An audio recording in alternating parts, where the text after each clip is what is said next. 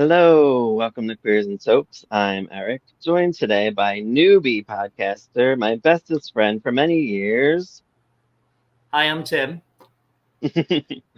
um, Tim is going to help me do Desperate Housewives. We're going to do season one today, episodes 1 to 3. Tommy will roll the credits and we'll chat about it.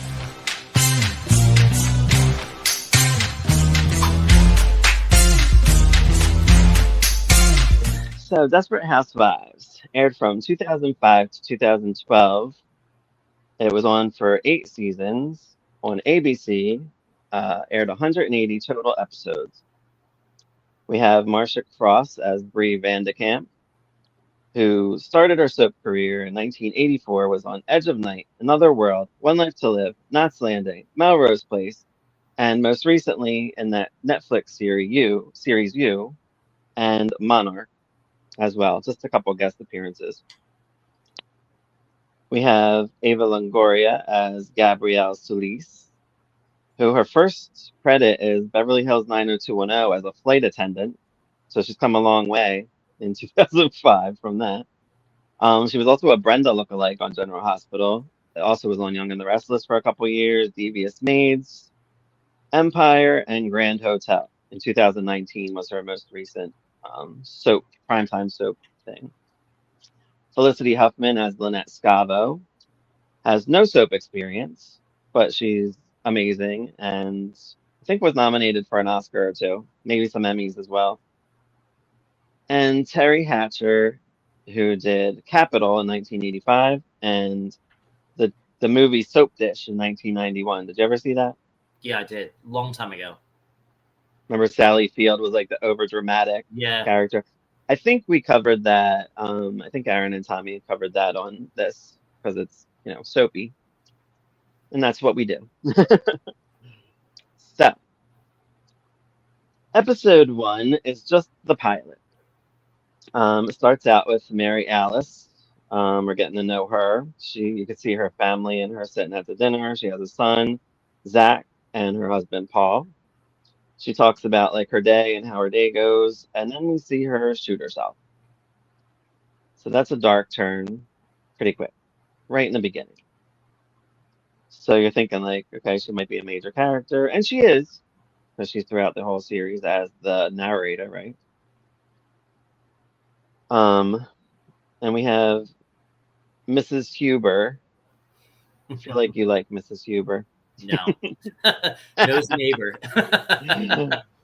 Yeah, we don't like some nosy neighbors, right? Mm-mm. Mm. It's Huber, right? That you got? Huber, yeah. Yeah. I think I put Hoover at one point. Like, wait, it's Huber. She has a blender that she decides to return today. She's had it for 6 months. She I guess gets to the window and like looks through and sees Mary Alice on the floor, screams, and goes back to her house, calls the police to report it, and then keeps the blender, rips the tag off with Mary Alice's name on it. I'm like, who actually labels their blenders with their name on it, which is kind of odd, but I think she labeled everything she borrowed from people. And the gunshot is what got her to go over to Mary Alice's house. So her oh, cabinet, when she opened it up, everything was labeled of whose it belonged to. oh, that's so funny. So she was just that was her in. See, I didn't catch Yeah. that. Good catch, because I did not. I Yeah. didn't even think of that. Wow. Yep. So I guess she saw she was dead, and she'll keep that blender. Next we have the funeral. We see Lynette Scavo. Her husband Tom is basically, I guess, like we see a little bit of the past, like give up your job and raise your family type thing. And she has 3 boys and a girl, so I can understand why, because that's a lot. We see Gabrielle Solis. She was a model, married a rich man, Carlos, who's always at work, busy, and they're already having issues, and they're like the young couple of the show, I guess. She's probably like early 20s, I I guess. think so, Yeah. yeah. She's a trophy wife. Yes. And it shows because like I don't feel like he doesn't even care about her. Mm-mm. Bree Vandekamp, they say that well, Mary Alice is like she can do it all, she has the perfect family, all of this stuff, but her family hates her, basically. Um, and we see her at the funeral. Like I guess she brought muffins or something. I don't know what she brought. I forget. Um, but she says that she wants her baskets back when she's done with it. Yeah, you don't do that at funerals, but she does. I guess she likes her baskets. I don't know. Which is funny because I feel like if you're trying to be like the perfect person, like you would never do that, you know? But she probably has like a spot for it because she's so, what would you call her? She's very orderly. Everything has a place. Everything has a Right. purpose. I don't know how to Yeah. describe that, but Like a type A personality, that type? probably everything has to be Is that what you perfect. call it? Everything lives somewhere.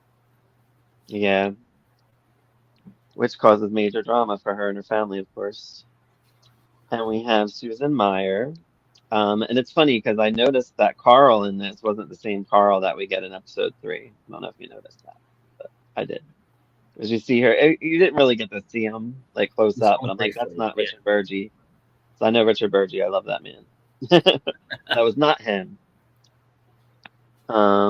But yeah, like they just show like her with Carl at like dinner and this mac and cheese that she makes that still sucks. It's supposedly the best thing she makes, which is sad. Uh, Maybe toast. Like, can you do toast? I don't know. And Julie is her daughter, and she's at the table as well, and they just kind of go through her shenanigans. They have a flashback of the five of them, talking about Carl and his secretary, like he cheated with his secretary. What else is new? Mary Alice gives her advice, and they're surprised that she never told them anything, that she was having issues. Clearly, she killed herself. So never, they thought they were close, I guess, right? Um, we have Mike Delfino. Susan warns Mike. He's at the funeral as well. Susan warns him about her mac and cheese, and he eats it anyway. And he's like, "Ugh, you were right." Um, and what do Lynette's boys do? They take a dive in the pool. They were told they could look at the pool, but they went swimming in the pool at the Yeah, funeral, the wake at the yeah. house. She said something like you can stand by the pool. I don't know what she Yeah. expected with three, like what are they, 5, 6? I don't even know how old they are, but they Yeah. look about 4, 5, 6, something like that. The twins are, I assume, the same age, obviously. Um, they refuse to get out, and she goes in and drags them out, and then she leaves because she's humiliated, basically. Julie talks to Mike for her mom because she wants her mom to get back out there and date because Carl, is with his secretary. She said something like Carl and I forget her name. I think I have it later because she comes in the third episode. It is the third But Carl, episode. Yeah. she says something like Carl, and I think her name is Brandy or something. Brandy, it is. Yes. It sounds like a Okay, stripper name. yeah, for sure. And she's like blonde and like 20. And said that like they laugh about her because she hasn't dated anyone since he left her. So it kind of makes her like try to get out there and meet him. And who interrupts? We have Nicolette Sheridan as Edie Britt. Um, I feel like Edie is one of my favorite characters. She just cracks me up. She has perfect comedic timing, and she's just good. She was also in Knots Landing and The New Dynasty. But she runs over to Mike's and Susan's there. Edie asks Mike to look at her pipes at some point to get him over to her house. Carlos and Gabrielle are fighting. He leaves John, the gardener, is there. That's Jesse Metcalf, little hottie. I think he's supposed to be in high school. Did you get that? He is. He's in high school. Yes. He still lives at I'm his hoping mom's he's house. Yes. He's. I'm hoping he's 18.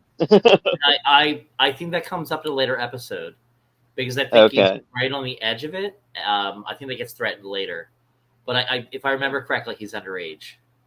Yeah, and Carlos leaves, and Gabrielle basically is coming on to John, but they've already been banging, we find out pretty much. I don't know. Well, I guess she's probably supposed to be like, I feel like she's probably only like 2021. We don't know ages. I mean, she looks young, at least. Still not right. Um, so Bree is at dinner with her family at home. Her daughter is named Danielle, son Andrew, and her husband Rex. They have dinner. Andrew kind of goes off on her because she's so perfect, and he's basically like, "You're like the Stepford Wives mayor or something like that." Because she is very Stepford Wife-ish. And I'm curious to know how she got like that because she, like, when they talk about their past, it doesn't sound like she was like that at all. So I wonder what forms you into that. I'm not sure. It's weird because I, out of all the characters, Bree is my favorite, and at times I've identified with Bree. But I realize as I got older, life doesn't have to be perfect. You know, you know me since high school, so you know those Yeah. moments. Oh yeah. We all have those moments. Been only 5 years since we've been to high school. I know, right? Um, so Lynette bumps into a coworker at the store. I guess she's food shopping with her kids. I forget if her kids were there. They were, right? They're They always with were her, I because think. they hit somebody, I think, with their cart. Oh yeah. I guess she like lost track of it. She has the one baby, I think. The baby girl's in like the cart, Yes, and then the boys are just all over the place as she talks to this woman. And I guess I forget if Lynette was a lawyer. Was she a lawyer? Or an I don't. advertising person? I I can't don't remember remember what what she she was. was. Maybe she was a I lawyer. don't Maybe I don't know. I don't Advertising. think they I don't think they say it yet. I know she does go back to work eventually. I do remember when she was trying to do that because Yes. she's very unhappy being a housewife. But she basically lies to this woman is like being a mom is the best job she ever had. But like clearly she's lying. And Mary Alice tells us she's lying, so we know. Susan goes to Mike's to ask him out, and Edie is there, of course. Um, Susan makes up that she has a clog, and she doesn't. So then she has to run home. He's like, "I'll be over in 2 minutes." Edie, I feel like knew that she was lying, so she was like, "Yeah, I don't mind. He can go over there." Being Edie, because that's what she does. She likes to start trouble, and I mean, Susan asks for it sometimes too. They shove hair and peanut butter and popsicle sticks down down the drain in her kitchen. And then she blames Julie for it when he comes over and he's like, "Oh, it's these." She's like, "Oh, kids." And Julie's looking at her like, "You asshole." Um, Rex takes Bree and the kids out for dinner and asks for a divorce. He sends the kids to go play games when she didn't want them to. She's like, "It's family night. We got to spend time together." Um, Mrs. Huber is there, goes to her at the salad bar. I forget why I made that note. I don't know if she did anything or maybe she was just like, "Oh God, There was something important there. She's fixing her husband. Was it Rex? No, Rex is her husband, right? Rex is a breeze." Yeah, He's fixing a salad. They mentioned earlier that Rex is allergic to onions. As she's right. talking to Mrs. Huber, Mrs. Huber made some kind of comment. Brie accidentally kept putting things in the salad. She put Um, onions on, and she Rex did had an allergic accidentally, reaction. yeah, and ended up on the floor and in the hospital, I think. Yeah. Yes, We see Zach and Paul. That's Mary Alice's husband and son, Zach. Um, Paul's like digging a hole or something. You don't really know what he's doing. I don't know really where he's at. Was he supposedly in their backyard? I'm he not was. I sure. know where he's digging the hole. He's digging the hole underneath their pool, an in-ground pool. So he's digging through the Um, cement, and that wakes his son up. His son so hears him he using a pick to dig through the cement. so he had to empty the pool first because that pool, the Yes, kids were just swimming in that. I guess that we don't know time wise how things are in this show. Tom comes home to Lynette and he wants to bang. She has the kids running all over the place, and I don't even know. I guess he's just horny. I don't know what his deal is. And he mentions that he doesn't even want to use a condom. She's like, um, yeah, she's just like, it's turned off. And I'm like, ew, they're in like the kids are in the other room and running around screaming. Like, how can you possibly have comfortable sex with that happening? Whatever. At the hospital, Rex is sick of Bree acting Stepford-like. He kind of says something mean to her. She goes in the bathroom, cries about it for 5 minutes, comes out all perfect and proper again. But see, that's the thing. Like when you're pointing this stuff out, like how does that happen to her? I don't know. I don't get it. But I think we do find out as she goes to psychiatrists throughout the season. You do. Yeah. Exactly. I can't remember because it's been a long time since I watched this. Um, Carlos doesn't think John is doing a good job at the house because clearly he's only there to bang Gabrielle, but Carlos does not know that. Um, so they go to like I forget if they're at somebody's house or something. Carlos is somewhere, and she's there with him, but she runs home real quick. Yes, it's a formal event, and she's wearing a beaded ball gown or dress. Yeah.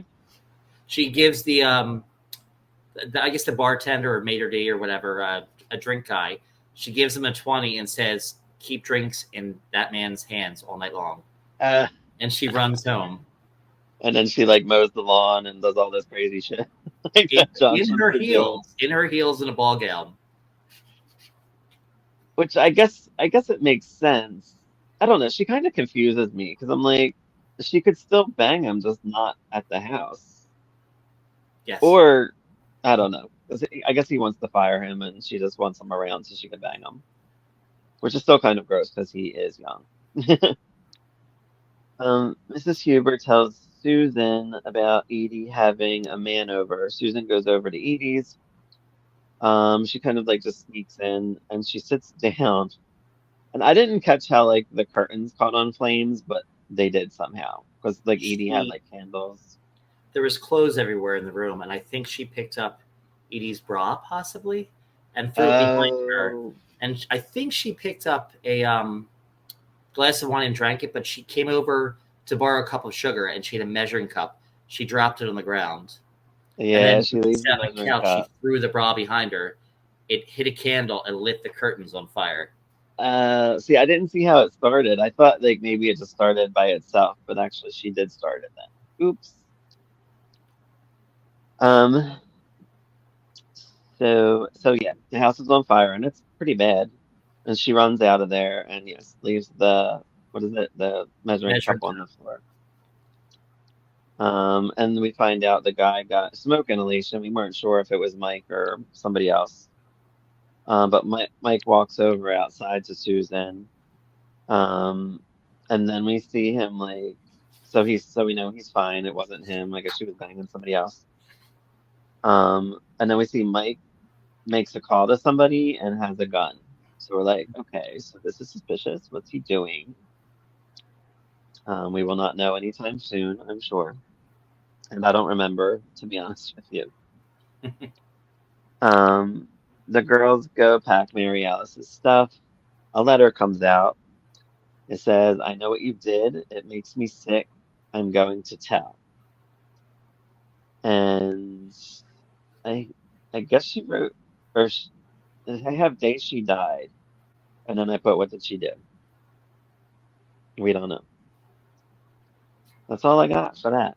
Is there anything else about that episode you remember, Um, want to talk about? when they packed the clothes, they talked about how they didn't really know Mary Alice. They wondered why she did it, and I guess the whole construct is with Desperate Housewives, we only let people see so far into our house or behind our picket fences. We only show them what we want to show them. We don't show them our worst. And as the series progresses, you kind of see the humanity of each character come out. You see their worst, you see their best, you see a lot of things come out. So episode 2 is titled Ah, But Underneath. Mary Alice talks about Gabrielle and how she should have saw how unhappy she was, but she's making herself happy by cheating on Carlos with what's his name? I forget John. it. John. John. John. Totally forgot. Um, and as he comes home, like her and John are like banging again, and John escapes. I forget if he went out the window. I'm assuming he did, but He I can't did. remember. He went out the window without his clothes. They were running downstairs. They picked up his clothes. She pushed him out the window, but his Oh, pants were okay. still on the couch. So he only had his shirt. That's what he's Just his untie shirt. himself in. He's like cutting the hedges outside, and is only his shirt, and then you see like almost his butt because the shirt's like slightly over it. That was funny. The ladies talk about the letter and what to do with it. They don't know if they should give it to Paul. Um, I have Paul digs a hole. So is he digging another hole, or is it the same hole? I'm I not think really he's. I think he starts out, or maybe they end the first episode with the pool. But I wrote that down that the secret is under the pool, and this is where I think he's digging the hole. Hmm. Maybe he continues to dig the hole in the second episode. Dude, I don't know why he'd bring it out. I'm like, that's a pretty good spot. Nobody's going under that Yeah, pool. But I guess we'll see what it is eventually. Um, and Bree talks about getting a marriage counselor with Rex. Julie talks to Susan about asking Mike out and brings up the measuring cup, which she dropped in Edie's. I guess they're missing it. Carlos buys, and that's, I guess, Susan also remembers, like, oh shit, I left it in that house. Um, Carlos buys Gabby expensive jewelry, and he basically just wants to get laid. Like, it doesn't seem like he got it for any good reason, just to, I guess, because they fight all the time because they're not happy. So he just brings her gifts and then expects something in return. And she's mad about it, and she's mad that he's never home and never there for her, and he works all these late hours, and hence why she's cheating on him. Although she could have picked an older person. Um, Mike sees Susan outside. She's in her robe and asks him to dinner.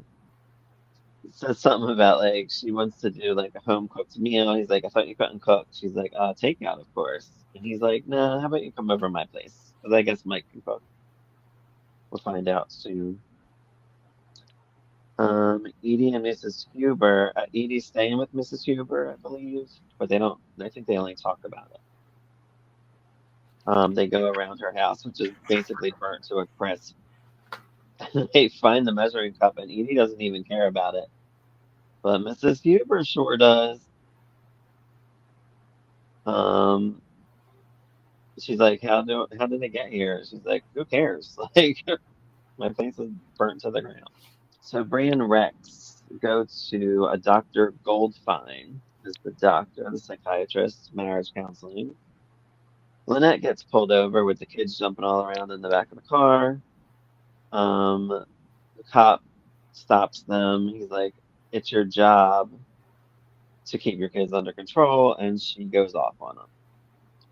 And she gets away with it.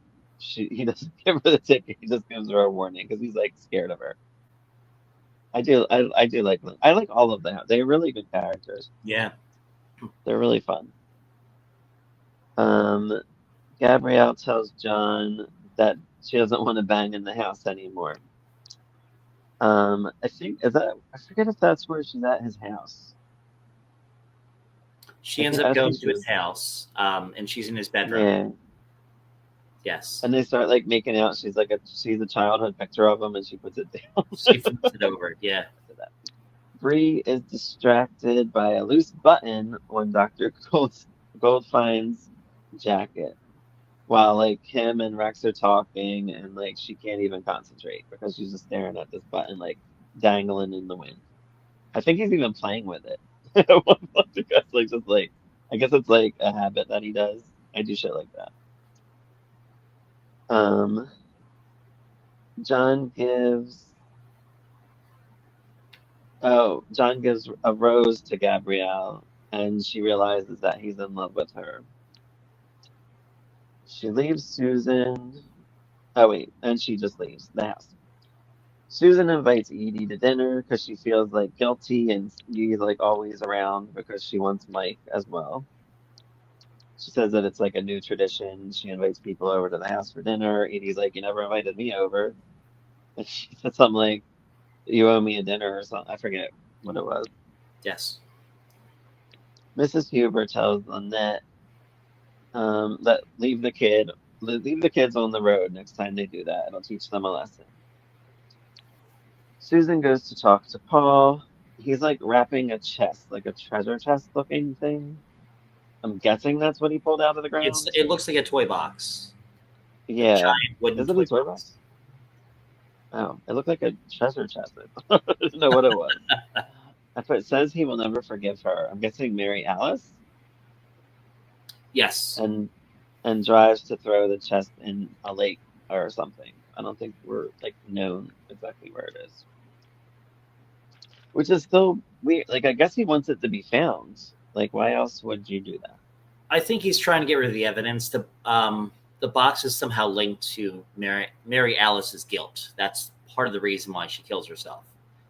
Um, So do you really? Well, it was she killed herself. Do you really think like police would dig up your pool to like look for?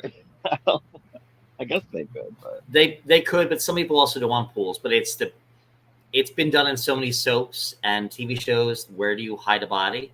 You hide a body yeah. underneath a cement pavement or underneath a pool, because who's gonna, like you said, who's gonna dig up a pool? So usually there's never suspicions. That's in TV shows and movies. That's where they tend to look. Was it a body in there? They reveal that later on, but I think they Okay. make us believe at this point that it's possibly a body. Mrs. Huber goes to Susan's. She sees a new measuring cup, and Julie says that they lost the old one. Yes. Uh-oh. The doctor and Bree talk. She finally fixes his button, and I guess she's more comfortable like talking to him while she's doing this because she's at home, like because she really wanted to fix that button. It's really weird.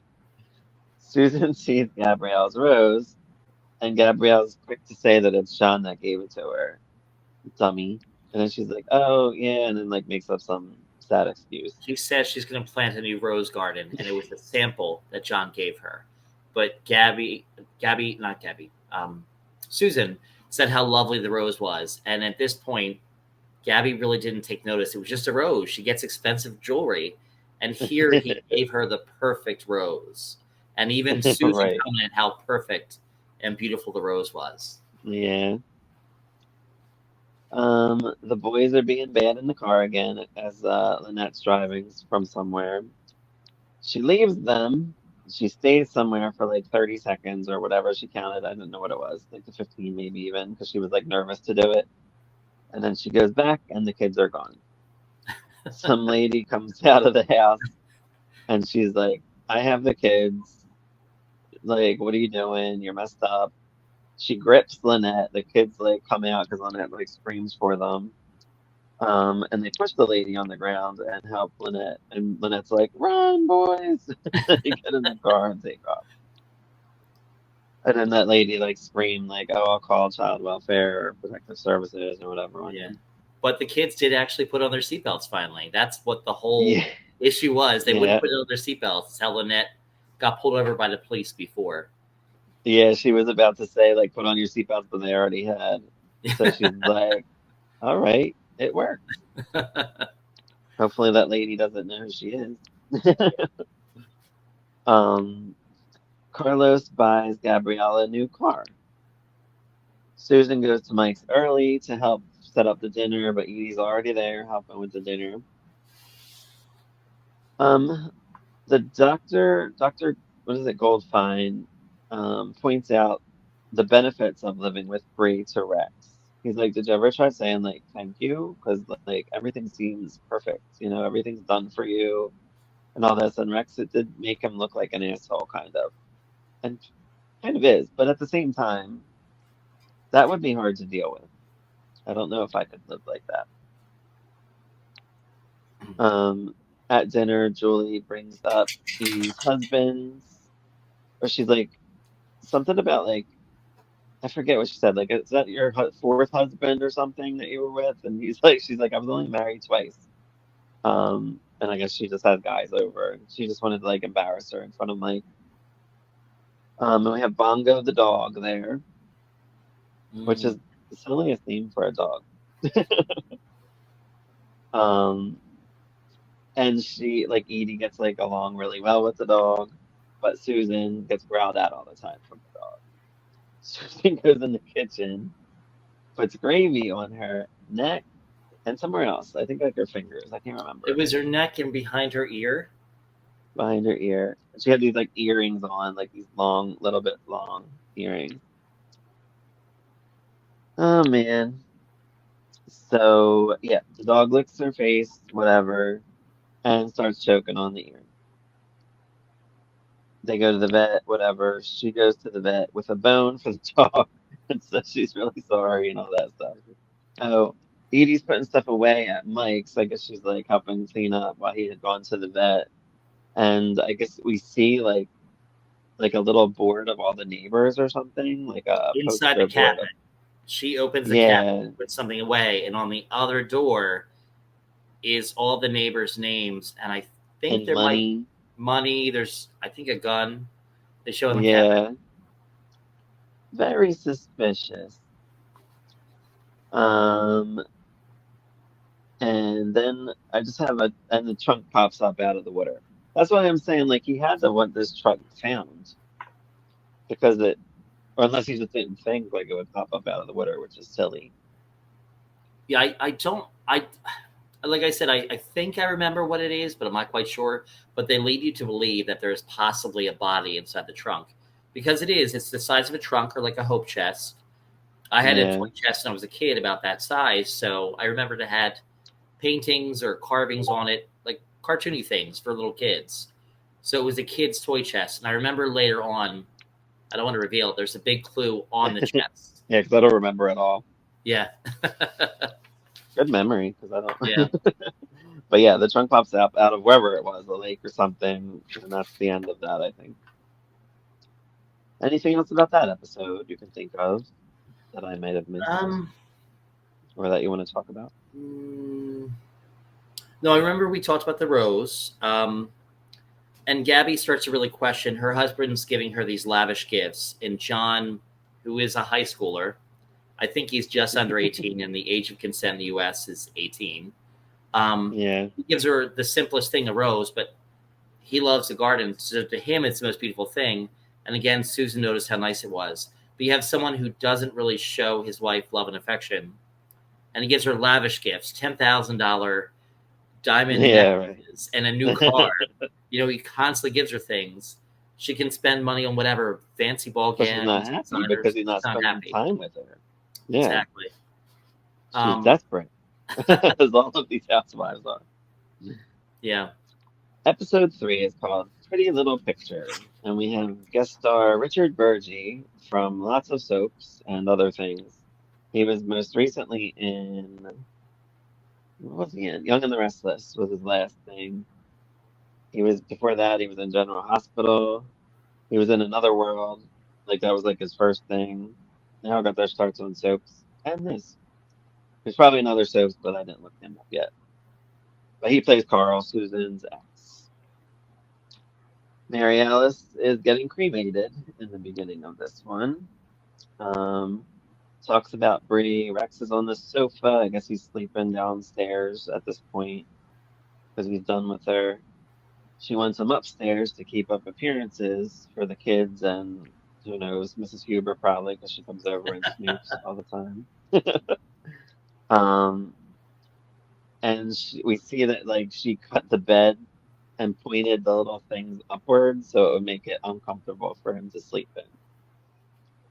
We have a flashback when Mary Alice brings up having a dinner party with all the girls.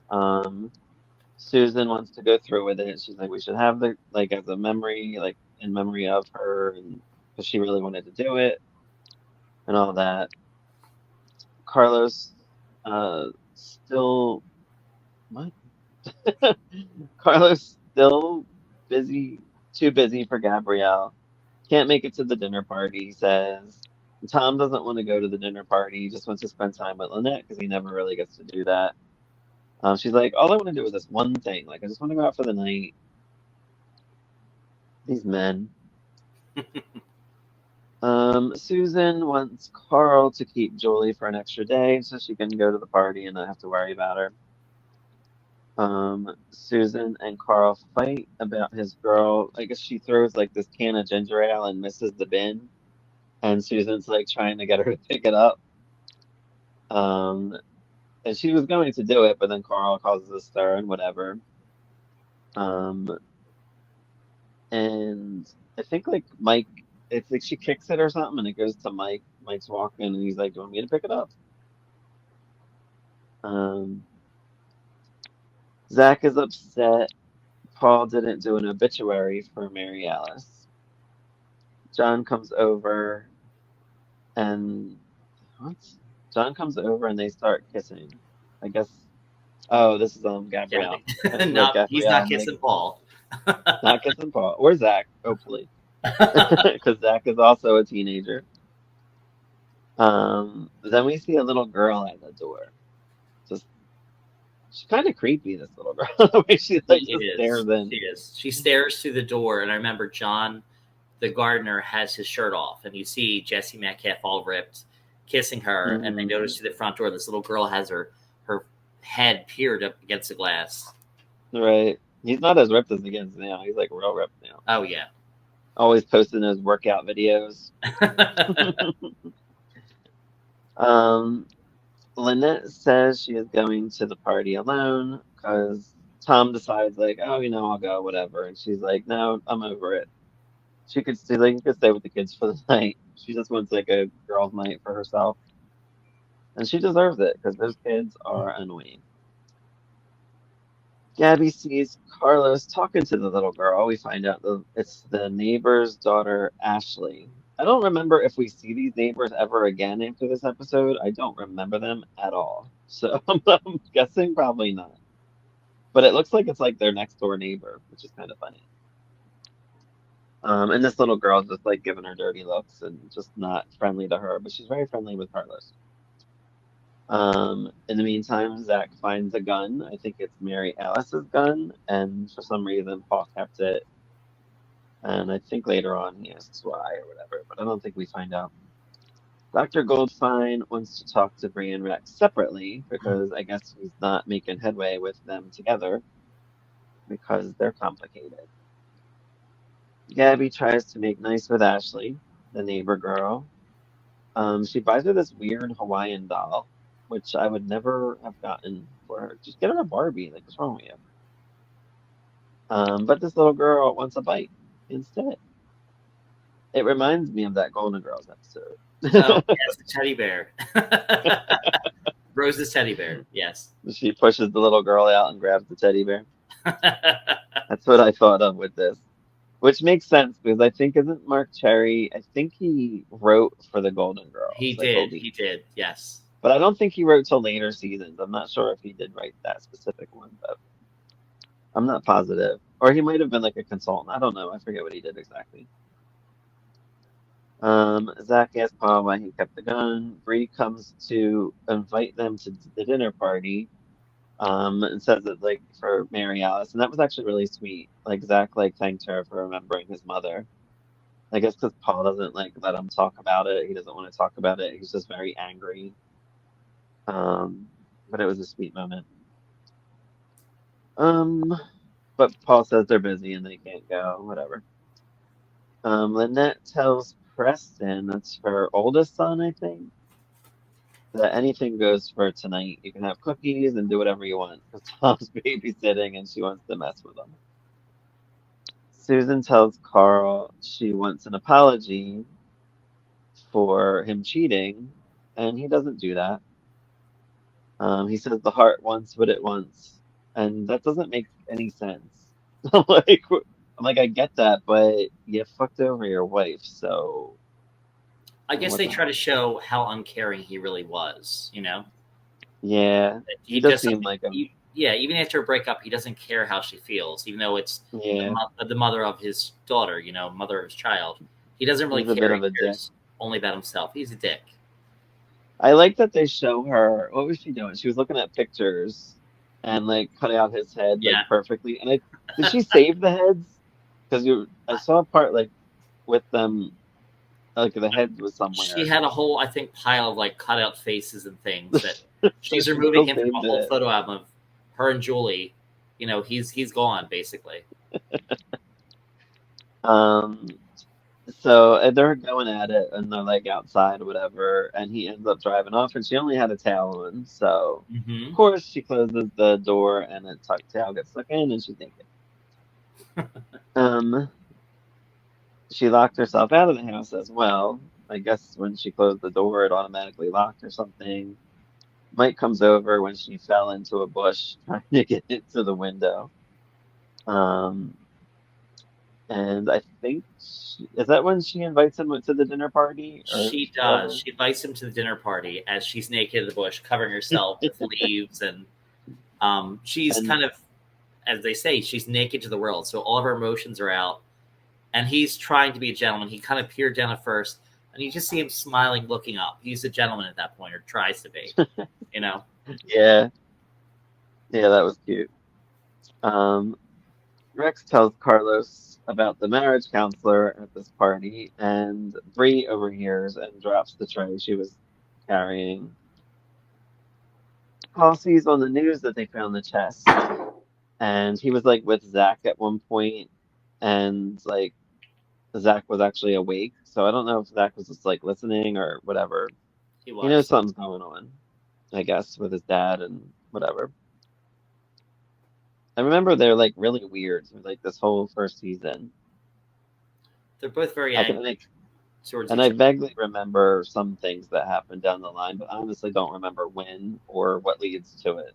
Yeah, The women tell stories about like just funny situations they've been in because Susan had talked about being naked and there was other whatever. And what does Bree say? Do you remember? I do. They were telling embarrassing stories over the whole divorce to try to cover up, not divorce, the separations. They're all saying stories about each other, and then Bree's listening to them, and I think Bree is so angry that she says Rex cries after he ejaculates, and that's the final straw for Rex. Yeah, and for everybody, I think that ends the Yeah, party pretty much. Lynette gets home. Tom says that they're raising little terrorists because he had a rough night, I guess. Carlos says, Carlos says something along the lines of like, if a woman humiliates me, it'll only happen one time. He almost kind of sounds nasty, and it looks like Gabby got like threatening. nervous or something. Yeah, Yeah. Bree asks why this is happening, and he's like, I guess she's like packing a bag for him. He's like, you can't even let me pack my own suitcase, like to move into a hotel, like to get away from you, basically. Susan brings up the can and moving on to Brandy, and Brandy apologized for the affair. Um, but of course her husband didn't, or her ex-husband didn't, of course. But Susan seems kind of satisfied with that. Tom plans a night just for Lynette, and the boys watch them like dance or whatever, and it's cute. Um, Bree goes to Dr. Goldfine to find out what Rex said, which I don't know if, oh, he says he can talk to her like the next day or something because the client wouldn't let him talk or whatever. Do you really think he's gonna tell her? Like, I don't think he can. It's like patient confidentiality. I don't think he's supposed to. She went in an emergency. She wanted to talk about why Rex was leaving, and she happened to see behind him there was a cabinet open. He was just closing it when Yeah. she walked in, and inside were those cassette tapes for each individual patient or client that he sees. So all of their Hmm. sessions are on tape. So Bree, who notices everything, including little buttons, she notices the cabinet's askew and she sees the tape. When he goes out to talk to his other client about maybe rescheduling whatever, she says, "No problem. I can see you tomorrow at 8." But she steals the tape that has her husband's name on it. I didn't think she took that one. I thought she took Mary Alice's. Oh, I thought she. I don't know. I don't remember. I have to rewatch that now. I'm pretty sure she did because I think she has the tape because they showed her at the end with it too. So I think she left Rex's because I was surprised at that. and because I would have just taken both, but I think she left Yeah, Rex's for some reason and took Mary Alice's out. I guess that shows that she does have a bit more of a heart because she wanted to know like exactly why Mary Alice did it. I'm thinking. I don't really know. I yeah. forget. So that's what I'm thinking. And Paul puts a sale sign up to sell his house. So I guess Paul and Zach are moving or are trying to. That's all I got for that episode. Do you remember anything else that you want to say about that Um, one? I think that's it. I know Covered Bree and everything? Rex's kids were very unhappy. Like to go back to another episode, and in this one, she's worried about what they're going to tell the kids. And I think Hmm. she says something. Say you're in a work, you're working on your. Her big cover up for them singing marriage counselor was they're going for tennis lessons, and everything was, she's always controlling when she kicks him out, but or he's leaving. But basically, she says, "Don't go to this hotel. This one's closer to your work, closer to the interstate, more affordable, has a pool."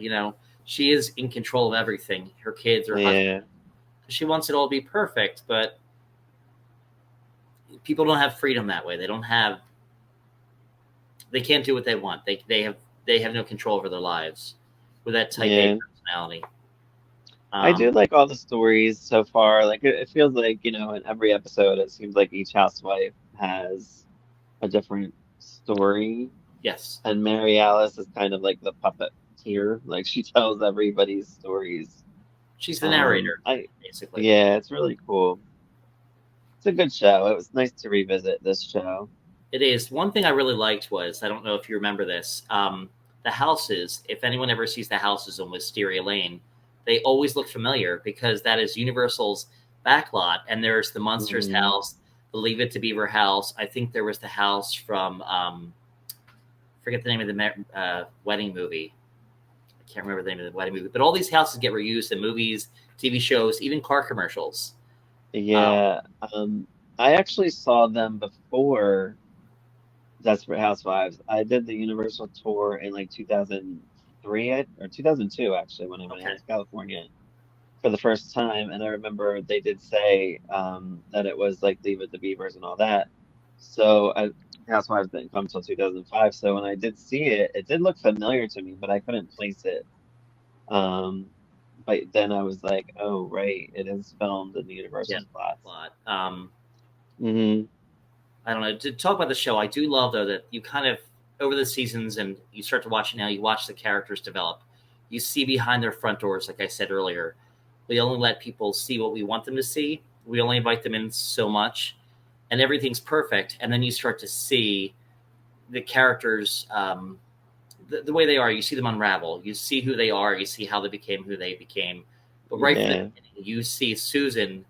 I love Susan Meyer, and the show focuses heavily on her, but she is a hot mess. Everything she that could is. go wrong for Susan goes wrong in every episode. The towel is a perfect example. I always felt like everybody had equal time on the show. Like I always felt like all the stories are equal. I don't know if they label it like A and B story like the comedy shows like Golden Girls was, like they have an A story and a B story type thing.